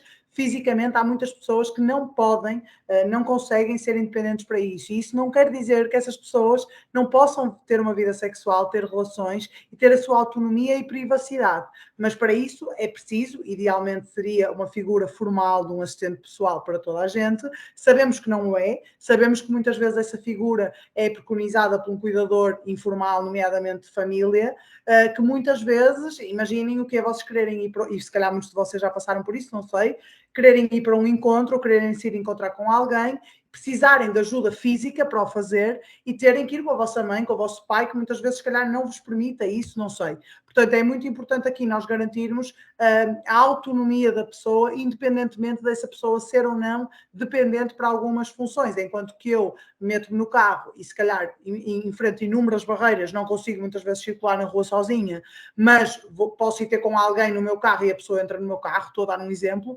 muitas pessoas, se calhar, não o podem fazer, não têm essa independência. E, portanto, é muito importante alertar aqui famílias e cuidadores que não é porque a pessoa com deficiência é dependente de vocês fisicamente, que ela não deve ser autónoma e não deve ter dignidade e privacidade nas suas relações amorosas e na sua vida sexual, e é algo que eu acho que é muito esquecido nos dias de hoje, não é? Tu és dependente de mim para tudo, portanto não tens direito a mais nada, não é? Isso não devia ser assim. É muito difícil isso. Nós fizemos também uma live com a Laís. A Laís é uma brasileira que ela era ginasta, era uma pessoa completamente autônoma e ela acabou tendo uma lesão e hoje ela é tetraplégica. E ela era para ela estar aqui, ela pede desculpas, ela tinha outro compromisso e ela realmente precisa de cuidador 100% do tempo. E uma das coisas que ela diz é o quanto isso é caro. Ela tem uma estrutura, ela consegue manter o trabalho dela, ela é uma pessoa com certeza economicamente, através do trabalho dela, que também seja muito respeitado, as pessoas com deficiência conseguem manter o seu trabalho, tem que se adaptar, se readaptar, mas algumas vão conseguir a sua independência financeira, ou é o caso da Laís. Então, mas ela fala, é muito caro ela ter a independência dela. Então, ela tem um cuidador e ela é um funcionário. Então, sendo um funcionário, é muito mais fácil nós colocarmos regras. Claro que é sempre o respeito. É muito mais difícil isso quando é o seu pai, quando é a sua mãe, quando é um irmão, porque não é um funcionário, alguém que teoricamente já está te ajudando. Então, seria ótimo se dentro das barreiras o governo conseguisse também quebrar essa barreira dessa independência e as pessoas que não têm a capacidade motora de se locomoverem sozinhas tivessem pelo menos por uma parte do tempo. Não precisa ser 24 horas por dia, algumas horas do dia, alguns dias da semana, essa independência para ela estar com ela mesma, ela ter realmente um funcionário que tem a função de acompanhá-la e fazer aquilo que ela quer, dar a liberdade para ela poder, eventualmente, ter um encontro e, eventualmente, ter uma relação sexual. Ainda temos muito o que falar, ainda tem muitas barreiras a serem quebradas, e acho que, sim, essas conversas ajudam muito. Essas conversas ajudam, primeiro que a gente quebra esse tabu, né? Olha, como é que eu vou para uma relação sexual e alguém vai me levar... Quando nós não temos a independência, nós vamos precisar de alguém. E se o governo entendesse aqui, talvez não precisa ser 24 horas por dia, não precisa ser 7 dias por semana, mas se pelo menos tiver um dia na semana, 2, 3 horas por dia, deve ser um alívio você poder estar com alguém que não está te prestando um favor, e sim está te prestando um serviço. É uma das alterações que acho que num futuro não próximo a gente consegue atingir em Portugal também. Sim, sem dúvida. Laira, eu queria só complementar aquilo que há bocado tu estavas a dizer, do sair de casa e tal. Queria relembrar alguns daqui que já conheço as caras, já participam, mas nós na Associação Salvador temos vários eventos e promovemos, por exemplo, o desporto ou a empregabilidade. E coloquei, apesar que o chat está bastante concorrido, então está lá mais para trás o link para inscrição nos nossos projetos. Eu vou colocar novamente, mas pronto, estejam à vontade para se inscrever, nós temos muita coisa, vamos passear, vamos de férias, enfim, e é sempre super, super divertido. O objetivo é que ninguém fique dependente de nós para depois fazer as suas viagens e as suas saídas, não é? Quanto mais autónomos, melhor. Mas se quiserem começar por aqui, já é uma boa possibilidade. E acho que, sim, todos os grupos são bem-vindos. Existem vários grupos e a Associação Salvador não é um grupo de caridade, é mais um grupo. Você pode estar no Tinder para conhecer pessoas, você pode estar no, não sei o nome dos outros aplicativos, conhece o Tinder, já usei o Tinder. Quem está dizendo aí que não teve sorte no Tinder, eu também não tive, portanto, não foi a lesão, garanto.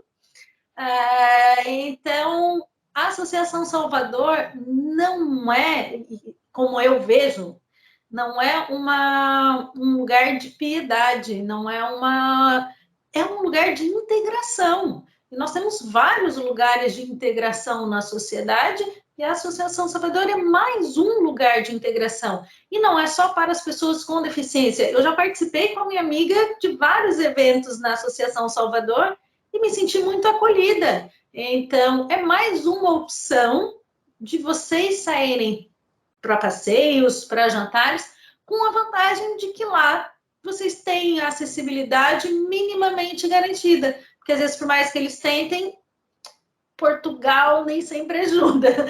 Então, mas pelo menos eles tentam ter esse acesso. E é ótimo ter um lugar para sair. Enquanto estrangeira, aqui em Portugal, eu faço parte de alguns grupos, né? Mulheres brasileiras em Portugal, mulheres brasileiras em Belém, tem um grupo de estrangeiras de vários países. Por quê? Porque é um lugar onde, quando você chega num lugar diferente, não conhece ninguém, procuramos grupos. Então, a Associação Salvador é mais um grupo que vocês podem ter para começar uma socialização, que seja online, mas também com muita opção de fazer essa partilha presencial. Exatamente, só aqui a responder ao David que me desafiou a organizar um speed dating, posso fazê-lo contigo, tu és o co-organizador, vamos lá, David. Pronto, o que é que queria dizer? Pronto, respondendo Mas aos jogos. é cá no Porto, Esther. Não é nada dessas coisas de Lisboa, é cá no Porto. Concordo. Nem concordo. Para Lisboa há muita coisa, para o Porto está quieto. Não é, David? Para Lisboa há muita coisa, para aqui está quieto. Pois. Então, o primeiro evento do ano vai ser no Porto, é um dia com esgrima, tiro adaptado e outros desportos, é dia 11 de março, já pus aqui, podem consultar aqui os nossos eventos. E por acaso temos mais a norte, mesmo os de longa duração este ano são praticamente todos mais a norte, Viana do Castelo, Miranda do Corvo, porque é sempre. E pronto, e também temos estes encontros online, são para todas as pessoas do país e do mundo ao mesmo tempo. O próximo é sobre condução autónoma, está bem? Espero contar convosco. Mas isto não quer dizer que já acabámos, não sei se mais alguém tem dúvidas ou se querem partilhar alguma experiência pessoal, alguma dica. Eu estou vendo aqui a Adelaide falar que ela é casada com um paraplégico há 37 anos, que eles gostam de sair, que nem sempre é fácil.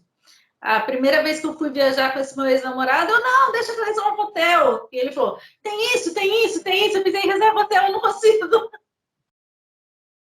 Então, realmente, eu fui descobrindo outras áreas que o que para mim viajar é muito mais fácil quando se há alguma lesão, quando se há alguma deficiência. Infelizmente, não é tão fácil assim, mas também não é impossível. Deu mais trabalho? Deu, mas fizemos a viagem na mesma e a viagem foi fantástica. Então, procurando, discutindo com outros, a Catarina, às vezes, ou melhor, sempre que ela viaja, tem algum lugar acessível, ela faz a questão de mostrar, é acessível, é bom, e é possível, eu acho que é possível. Quanto mais nós sairmos, mais as pessoas vão ver a necessidade de quebrar barreiras. Quanto menos nós sairmos, menos as pessoas vão ver essa necessidade e não vai mudar. Portanto, depende da gente começar a dar a cara a tapa. Uhum. Temos aqui o Jorge que quer falar. Jorge, basta ligar o microfone, se faz favor. Ora bem, boa tarde a todos, não sei se me estão a ouvir. Sim, sim. Como a doutora Esther é a primeira vez que estou a falar convosco, desde já agradeço Só Esther. Pronto, já por me ter ajudado. Foi a primeira pessoa com quem eu falei da Associação Salvador, desde já agradeço.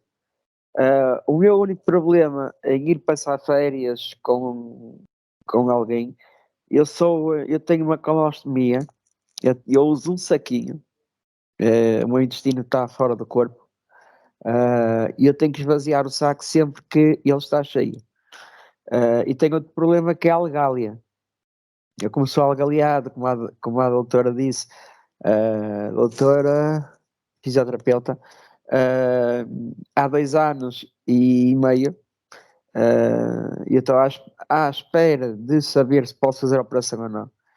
E o meu problema está nas mãos em garra, porque eu não consigo sozinho abrir e fechar o saquinho da Algália.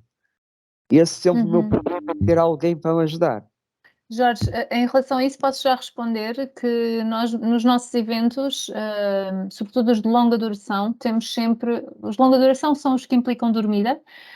Temos sempre connosco vários voluntários, entre os quais enfermeiros. E, portanto, sempre que isso for necessário, terás acompanhamento de quem percebe do tema, está bem? E nenhum julgamento dos restantes, está bem? Por isso, fica à vontade, espero que te inscrevas. Estão as inscrições abertas neste momento. Jorge, o seu microfone está fechado de novo. Agora sim. O único problema é que eu também tenho as mãos em garra, como eu estava a dizer. E então para mim é muito complicado ainda ir sozinho. E é o medo de ir, porque eu, digamos, só consigo andar de andarilho. Neste momento ando de cadeira elétrica porque tive um problema de uma bolha no pé. Normalmente ou ando de andarilho ou de bastão. Já estava a aprender a andar de bastão. Agora, não sei se a dificuldade em ter pessoas à minha beira, como a doutora Esther disse, eu sou bombeiro há 25 anos, por isso há certas coisas que eu consigo ajudar outras pessoas. Se for preciso, e eu se for algum evento, como bombeiro, desde já, apesar de não estar lá, desde já posso ajudar. Se a associação quiser a minha ajuda. E vamos tentar ir então a... Força, Jorge, garanto-te que, pelo menos quem tem participado pela primeira vez, e há pessoas que quando participam estão um bocadinho mais nervosas, não sabem ao que vão, mas até agora só temos tido feedback positivo. Pronto, não quer dizer que não haja a primeira vez que é negativo, como é óbvio, mas esforçamos-nos muito para que seja uma experiência agradável para todos. E no final vimos sempre cansados, mas muito contentes e com novos amigos. E, portanto, esta questão de ter uma rede de suporte, de aumentar a autoconfiança e tal, é algo que acaba por acontecer nos eventos, sobretudo os de longa duração, que se calhar são aqueles que causam maior receio, não é? De qualquer forma, nós alocamos voluntários às pessoas que mais necessitam e, portanto, há sempre alguém que está emparelhado contigo para aquilo que tu necessitares, desde alimentação até medicação, se precisares, até... Pronto, portanto, até tudo aquilo que precisares, está bem? Ou a dormir no teu quarto para te ajudar a mudar de posição à noite, isto é tudo... E há aqui muita gente que pode comprovar que já participou nos nossos eventos e pronto, olha, o David está a dizer isso mesmo. Portanto, Jorge, é quando quiseres, está bem? Obrigada. Boa. Mais alguém tem alguma questão?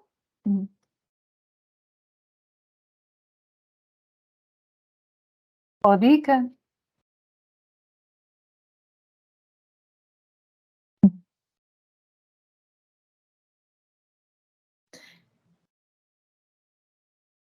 Se ninguém tem mais nenhuma questão, eu gostaria de agradecer muito a oportunidade. Essa partilha para mim é sempre muito importante. I have a question, Catarina. Alguém colocou aí? Catarina. Podes colocar o micro? Não, é a outra Catarina. Catarina Batista.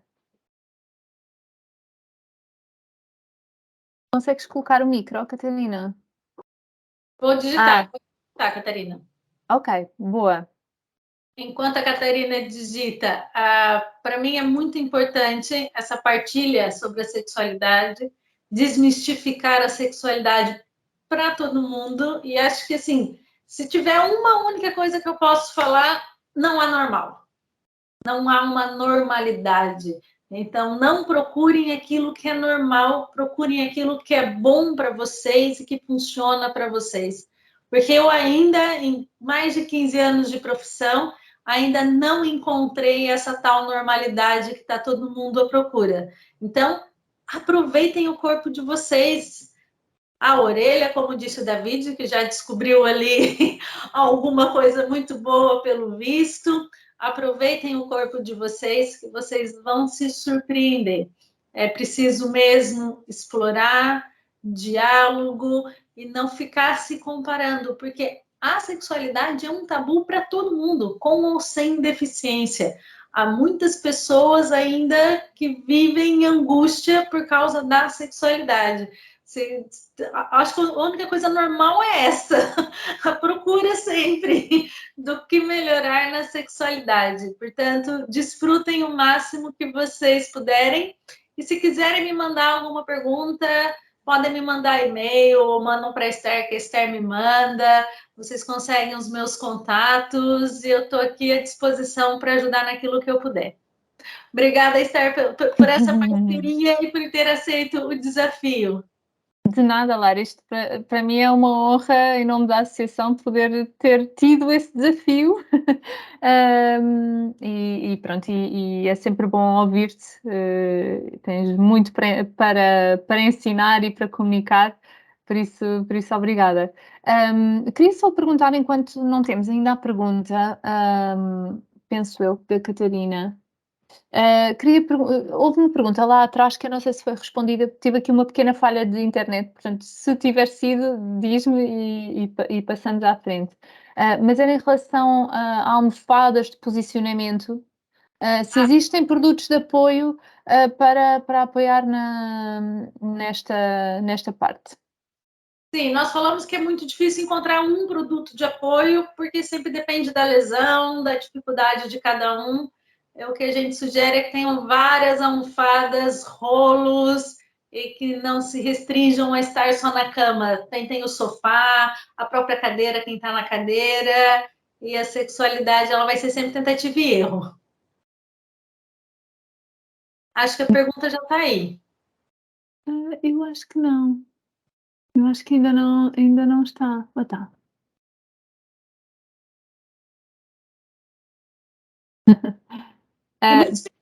Sim, sim. Hoje os sex toys eles estão aí para ajudar muito. Portanto, há uma variedade muito grande de sex toys que podem ser experimentados. O Jorge falou, eu tenho os dedos em garra. Não se preocupa, agarra um sex toy e aproveita. Então, é possível, é possível. Uhum. Já temos a pergunta.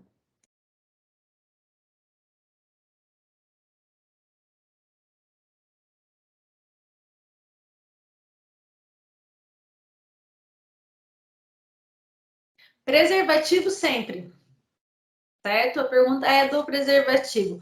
Preservativo nós temos que utilizar sempre. A não ser quando vocês realmente estão num relacionamento muito estável, que ambos já fizeram exames e que ambos têm o compromisso de estarem juntos, o preservativo ele deve ser utilizado sempre. As doenças sexualmente transmissíveis estão aí para todo mundo. Então, o preservativo ele é mandatório. Sempre que forem ter relação sexual, que forem ter penetração, utilizem sim o preservativo. É uma ótima pergunta, porque eu esqueci completamente de falar. Estamos aqui falando de prazer, prazer, prazer. Temos que falar de cuidados também. E o preservativo, ele é necessário.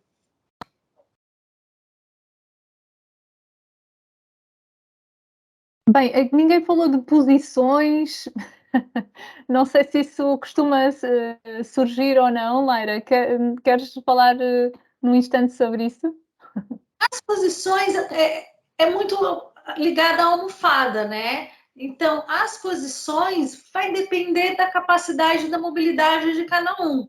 É preciso o casal com deficiência ou sem deficiência, é preciso que o casal converse, é preciso que o casal entenda o que gosta, o que não gosta e quais são as posições possíveis. O que é muito importante é, para quem tem uma lesão completa, que não sente uma parte do corpo, ter atenção que essa parte do corpo não está exposta a nada que possa machucar. Então, isso é muito importante. Ver a posição, mas ter a certeza de que se não sente as pernas, que as pernas estão bem apoiadas, que não vai ter nenhuma lesão, porque às vezes a coisa fica um pouco mais agitada e a perna pode estar ali sendo machucada entre a cadeira e a cama e não se dá conta disso. Então, prestar atenção em todos os membros do corpo, mesmo naquilo que nós não sentimos, para ter a certeza de que não estamos machucando. E depois as posições é experimentar. Quanto mais vai experimentando, de novo, quando eu posso falar da minha experiência, eu sei que eu tinha que ajudar muito o meu ex-namorado, olha, eu vou mudar de posição, me ajuda, estica minha perna, vou puxar a perna. Isso para mim nunca foi um problema, foi tranquilo, que no começo eu falava para ele, mas o que eu faço? Me explica, eu consigo ajudar. E daí a gente ia descobrindo as posições que nós dois conseguíamos fazer. Então, é muito mais do casal e da vivência. Isso tudo vai mudando de acordo com a experiência. Ter as almofadas de apoio pode ajudar muito. Então, porque às vezes nós precisamos apoiar mais, apoiar menos, ou então cabo de aço no teto. Fica a dica. Deixa-me só dizer uma coisa aqui nesta parte das posições, porque acho que também é muito importante. Eu acho que, como a Laira já disse várias vezes, é muito importante nós falarmos com a pessoa, porque há muita coisa que as pessoas não sabem. Por exemplo, dou-vos um exemplo. O meu namorado nunca fazia ideia, quando me conheceu, ele sabia que eu tinha uma lesão medular, portanto que eu à partida não andava, mas ele não sabia, porque eu não tenho escrito na testa, digamos assim, que, por exemplo, a minha lesão afetou-me o abdominal, ou seja, eu não tenho o abdominal completo. Eu tenho equilíbrio do tronco, mas, sei lá, há determinadas posições, determinadas, por exemplo, para me levantar, se eu não tiver onde me agarrar, eu preciso que ele me dê a mão para eu conseguir levantar-me, porque eu não tenho abdominal. E isto é uma coisa que, se eu não falasse com ele, ou se ele não se fosse apercebendo, ainda no outro dia estávamos a falar sobre isso, ele disse-me, olha, nunca pensei nisso, ou seja, eu olhava para ti e pensei, não mexas as pernas, só. E não é, às vezes é muito mais do que isso. Por exemplo, a questão que a Laura falou há bocado, da espasticidade. Eu não tenho espasticidade, mas há pessoas que têm. Às vezes tem que separar, porque estamos a ter um espasmo. Às vezes tem que se relaxar a perna, ou seja, a perna onde houver espasmo. Portanto, tudo isto tem que ser conversado e depois também influencia, obviamente, a nível de posicionamento. Eu já experimentei imensas posições que tive à vontade de dizer, não me sinto confortável aqui, estou desconfortável, está a fazer muita força aqui, está a fazer muita força ali, como já experimentei outras que pensava, olha, nem achei que ia estar confortável e estive. Portanto, é mesmo uma questão de conversa, não é? E de experimentação, dentro de, obviamente, também já me aconteceu 1500 vezes, uma pessoa está ali no calor do momento e de repente lembra-se que há uma perna que já não vê há algum tempo, não é? E não sabe bem onde é que está a perna e depois vai saber e a perna está meio torta e uma pessoa, espera aí que eu vou partir a perna. E tem que ir lá dar um jeitinho à perna. Também acontece, portanto, é importante, uma pessoa tem que estar a pensar em várias coisas, não é ao mesmo tempo. Portanto, mas é importante pensar, eu às vezes esqueço, às vezes até já me aconteceu uma vez, estava, não é? Lá no Zuco e uma perna deve ter caído da cama, portanto, para o lado, e o meu pé estava preso nos aros da cadeira. E eu comecei-me a sentir meio mal. Lá está a desreflexia, não é? Portanto, o meu corpo, como não sente a dor, eu comecei a sentir meio uns arrepios e uns calores, e eu pensei, ui, alguma coisa não está bem. E olhei e estava o meu pé ali, não é? A forçar na cadeira, e eu, ui, o pé só que eu não sinto, portanto, é importante estarmos alerta, não é o fim do mundo, mas às vezes dar ali uma checada de se está tudo bem com todos nós, não é? Da perna cair da cama também já opa! Estou presa entre a cama e a cadeira e da próxima mais no meio da cama. Sim. Enfim, mas é estar com atenção. É preciso ter alguns cuidados, mas o cuidado é de cada um, né? A sexualidade, o corpo humano, ele é muito individual, não tem como generalizar. Quem tem um problema de asma vai ter que ter algum cuidado, quem tem medo de escuro, quem tem medo de ficar trancado no quarto. Então, é sempre individual. E quanto mais a gente tem intimidade com o outro, principalmente, quanto mais eu tenho intimidade comigo mesma, mais à vontade eu me sinto para dizer aquilo que eu gosto, que eu não gosto, ou que eventualmente pode acontecer de diferente na hora da relação sexual. Uhum. aqui também para trás houve alguém, penso que foi o Nathan, que falou sobre a questão dos pais super protetores. Que dicas é que têm para expor a situação aos pais, não é? Ou como é que se pode abordar este tema com os pais que são super protetores? Claro que cada pessoa é uma pessoa, cada pai é um pai, mas será que há dicas ou o que é que podemos dizer? Se eu puder começar falando, os pais superprotetores estão aí, e mais uma vez, com as pessoas com deficiência e sem deficiência. Então, às vezes eu pego mulheres que não têm uma sexualidade muito satisfatória, porque realmente elas tiveram pais superprotetores e elas nunca conseguiram desenvolver essa sexualidade enquanto mulheres. Então, ali entre meninas, crianças, jovens, mas não uma sexualidade madura de mulher. Em relação à pessoa com deficiência, essa superproteção aumenta. E além da superproteção, há um grande erro que a Catarina também fala sempre, que é a infantilização da pessoa com deficiência. Só falta pegar na bochecha e falar blu, blu, blu, blu, bebê, que bonitinho. Às vezes eu falo que parece que assim, só vai pedir agora salta, dança, rola, calma, é uma pessoa. Então, há essa infantilização, há esse cuidado, igual alguém disse, parece que vai quebrar, parece que vai machucar, tanto do aspecto físico quanto do aspecto emocional. É preciso ser bem claro, são adultos e têm que ser tratados como adultos, têm que ser respeitados como adultos. Podem ter uma deficiência, podem precisar de mais apoio, menos apoio, podem precisar 100% do tempo de apoio. Essa é a parte mais complicada, porque o pai ou a mãe, e na maioria das vezes é a mãe, está ali o tempo todo, então não consegue quebrar o cordão umbilical e está sempre tratando como se fosse o meu bebê, mas está sempre tratando como se fosse o meu bebê qualquer filho. E às vezes é preciso falar para as mães, acordem. Então, eu acho nesse sentido, eu já tenho uma abordagem muito mais direta. É um adulto e tem que ser tratado como adulto, porque tem pais que não adianta a gente estar explicando muito. Então, as pessoas adultas têm que ser tratadas como pessoas adultas e têm que ter o direito de viver a sexualidade como pessoas adultas, com todos os suportes que cada um precisa, mas como pessoas adultas. A sexualidade é um direito de todos, inclusive das pessoas com deficiência.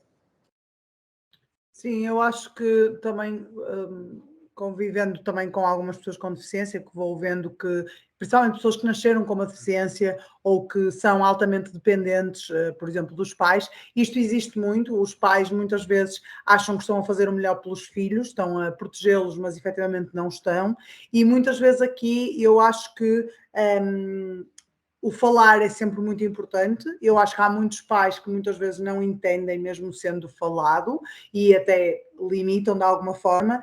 E eu acho que há uma grande, ou seja, há uma grande vantagem em nós procurarmos pares, ou seja, procurarmos outras pessoas com deficiência para muitas vezes tirarmos conselhos, procurarmos, por exemplo, associações que nos possam às vezes ajudar até com apoio psicológico, para que possamos perceber qual a melhor forma de abordar os próprios, portanto, falar com os próprios pais, porque muitas vezes, quer dizer, uma pessoa está em casa, está completamente dependente daquela figura, que não deveria ser o cuidador daquela pessoa ou o assistente pessoal, mas é, e a pessoa não entende, e isto é altamente limitador. Obviamente que a infantilização é um dos grandes problemas, mas eu acho que estratégias práticas para sair de uma situação, em primeiro lugar, procurar referências e procurar pares para se tentarem saber de outras experiências, como é que fizeram, como é que não fizeram, procurarem aqui algum apoio, muitas vezes com associações que nos podem dar este apoio mais psicológico, e também mais do que isso, procurarem informação e apoio de como,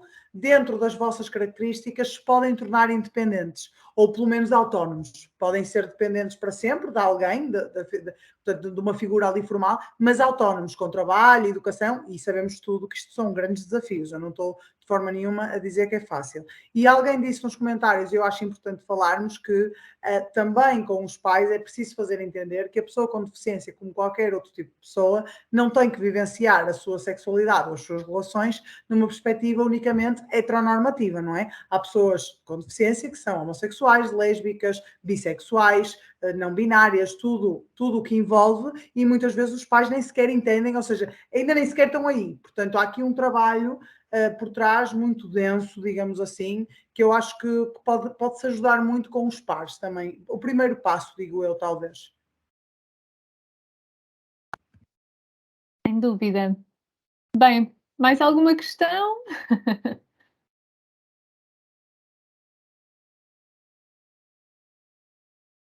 Bem, se não há mais nenhuma questão, e reforço aquilo que a Lara disse, não é? Se houver alguma questão posterior que queiram colocar por e-mail, podem me enviar e eu faço chegar à Lara, ou à Catarina. Portanto, estejam à vontade. Queria agradecer, Lara e Catarina, a vossa disponibilidade e trazerem este tema para cima da mesa. Agradecer a todos os que aqui estiveram pela vossa presença, pelas vossas perguntas, por estarem a escutar tão atentamente, mesmo aqueles que não interviram. É sempre bom ter-vos aqui. E pronto, e já agora reforçar então que se quiserem inscrever-se nos projetos da associação, eu coloquei lá o link e que já está disponível o calendário de eventos para se poderem inscrever. E podem sempre sugerir ideias para próximos encontros temáticos, está bem? Queremos o mais possível que parta do vosso lado aqui a sugestão de necessidades e falar dos temas. E pronto, olha, obrigada a todos. Passo só a palavra à Lara e à Catarina, não sei se querem despedir. Por mim, eu gostei muito e obrigada. Eu, mais uma vez, só quero agradecer o espaço, agradecer a simpatia de todos vocês, os que tiveram a vontade para falar, e sei que nem sempre é fácil falar da sexualidade. E muito obrigada de novo a Catarina, já estamos nisso, meio que já virou uma luta nossa, vida sexual saudável.